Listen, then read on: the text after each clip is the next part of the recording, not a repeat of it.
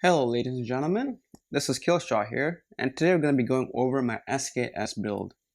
Now the goal of this build was to bring the SKS into the modern era while still being able to retain features such as stripper clips and iron sights, and increasing the accuracy as much as possible.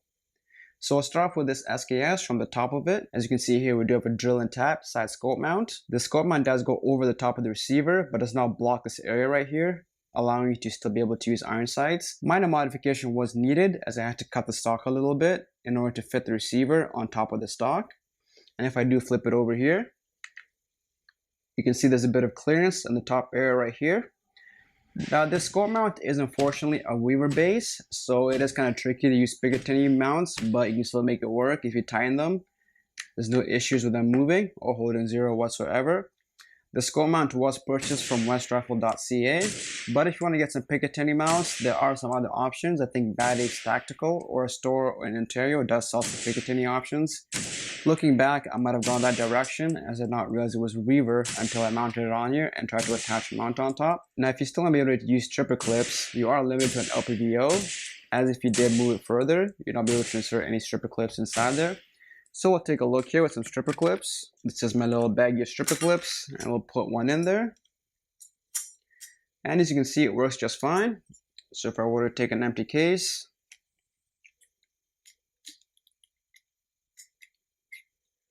put it on top, you can see, slides right in. Another option obviously is to use these magazines here. One thing I like about stripper clips is that when you get the hang of it, it's actually very fast. As the bullet hole is open, you just take out the stripper clip, pop it in, and it's good to go. Another benefit of stripper clips is that they take up much less space than a magazine. So if you wanted to use stripper clips and hold 20 rounds, it would only take up the space of the ammo itself, whereas a magazine, there's a lot more going on here. Now this magazine is a 20 round Archangel magazine. It slides right into the wooden stock and Archangel stocks. But if you want to use it in the ATI polymer stock here, you either have to file it down a little bit or file down the stock. I usually use this on my other SKSs that are wooded stock. With this configuration of this build right here, I usually stick to stripper clips. Moving further down, let's talk about the stock. Now this is an ATI Strikeforce stock. It is very popular in the SKS community. At the rear of the stock, here we do have a cheek rest, and it is adjustable. Now if you're using a scope, obviously you cannot adjust it, as the build of the SKS does not work that way. But at the very top of the adjustability, it lines up very perfectly with the iron sights. Moving further down here, we do have a folding stock. So if you were to take the stock and push this button, folds in and folds out. In addition to that, we do have an adjustable length of pull. So the original SKS wooden stock has a very short length of pull. So if you're a bigger person, you have longer arms, you have to kind of hunch over a little bit when shooting the rifle, making it kind of uncomfortable, although it's not that big of a deal. The only downside about the stock, unfortunately, is the bottom hand grip here. It does have a little bit of play, no matter how much you tighten the screw, but it's not that big of a deal, and when you're using the rifle, it's hardly noticeable at all.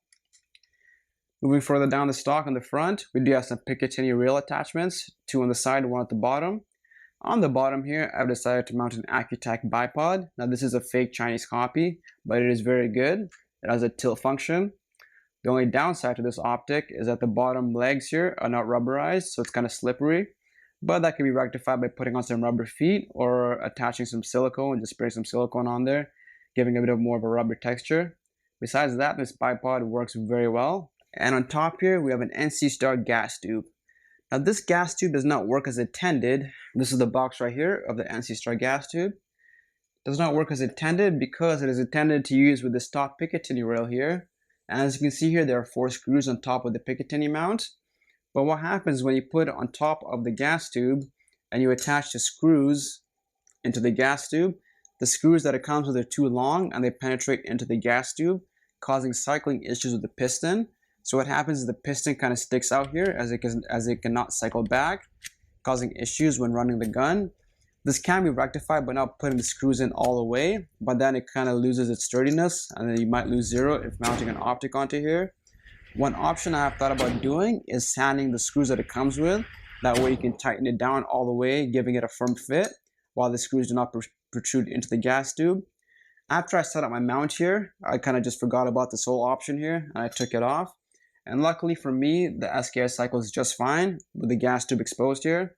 The two holes on each side do not seem to have an effect on the cycling, and it works very good. If you're in need of a gas tube, NC Start is a good option just to get your gun working, but it would not be a good substitute to mount an optic on there. Once again, I recommend using a drill and tap side mount. So that pretty much wraps up the modifications on this SKS here, but let's talk about how we can increase the accuracy even further. And the answer to that is reloading. So as you'll notice here on the table, I do have a few rounds. Some of these are factory rounds, and some of these are my reloaded rounds. So a little while ago, one of my friends that I bought a lot of stuff from gave me this free pound here of IMR 3031.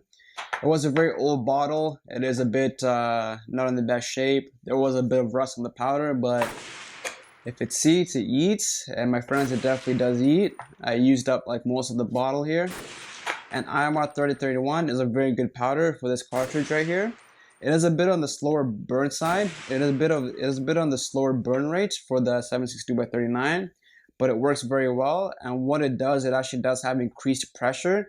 So the point of impact from the bullet, although having lower velocities, is just about the same level or even higher than other powders or ammunition from factory. After playing around with that for a little bit, I managed to get myself some of this here, IMR 4198. And I picked up another bottle of this powder right here because I liked it so much. I want to have some more on hand. Other good powders I want to play around with is CFE Black, which I will be picking up very shortly.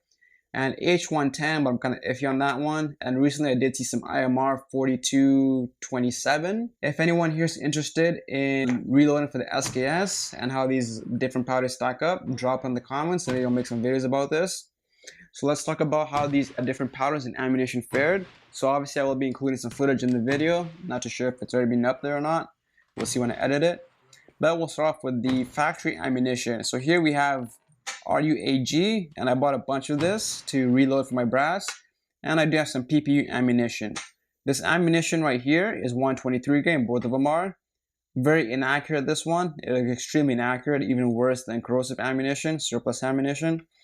And the PPU is quite a bit more accurate. I'm averaging about 2.5 MOA with the PPU factory ammunition. And here we have my reloads. So I started off with a box of Hornady SP interlocks that I got for free with this powder right here. This is the bullet right here. So this is the Hornady 123 grain interlock. This was actually very accurate of a bullet out of my SKS. So the SKS uses a 310 bullet. Usually they come in about 310 to 312, mostly 310 to 311 from the factory. And this SKS I've not slug boarded or whatever, but what I did find is it likes to shoot 308 bullets, and that's what this is right here. This is a Hornady 150 grain FMJ. So going back to these bullets here, these are the 310 bullets. I shot a box of these, the SSTs. These are very good bullets. But the accuracy from the little I shot of these ones, I think these are honestly a bit better. This is the Hornady SST. So this one I load with about 23.5 grains for the 123 grain bullets.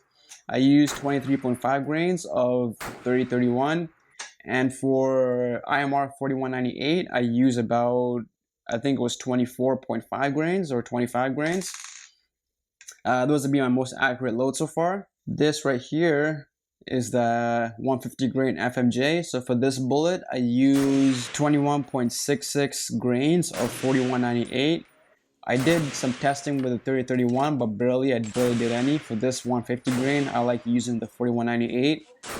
The velocities for the 123 grain with 3031, it's a bit lower, like I said. So it's about 1750 to 1800 feet per second for the IMR 3031. With the 4198, it's about 2100 to 2200 feet per second. When it comes to the 150 grain, I forget the chronograph data for the 3031. But with the 4198, with 21.66 grains of 4198, I am pushing about 2000 feet per second, so 2000 feet per second, which is very impressive for a bit of a heavy bullet there. And this is the last bullet that I've been playing with, so I do have 180 grain 308 bullet in here. And I put about, I forget how much I put, but it was 4198 here. It's in my notes somewhere. So luckily, this gun fares very well with 308 bullets, and I'm very happy about that. because these bullets are very expensive for the 310. You can't find these. All I can find right now is the Hornady SSTs, and they're about 60 bucks a box. But with 308 bullets, you can get them for much cheaper. I recently got a box of 168 grains for very cheap, so I'm happy to be trying those. These are 180 grains, so we'll see if heavier bullets fare better in terms of accuracy. The reloads shoot very well, so in this video, obviously I will be showcasing my best groups. When doing load development, obviously some groups are not as good as other ones, but I will be showing or cherry picking my best groups just to show the potential of reloading for your SKS. And to be very honest with you guys, I consistently get 4 shots within 2 inches and usually around 1 flyer. In terms of the scope here, I am planning to get a 1x8 right-in scope, as I found that I would like a bit more magnification with the scope.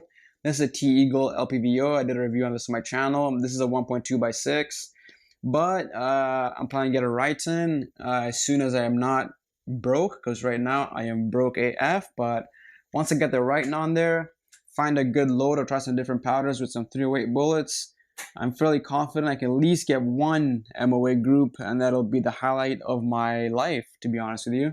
No, I'm just kidding, but that's my goal with this build here, is to get at least 1 MOA group. Otherwise, I'm very happy with consistent 2 MOA groups.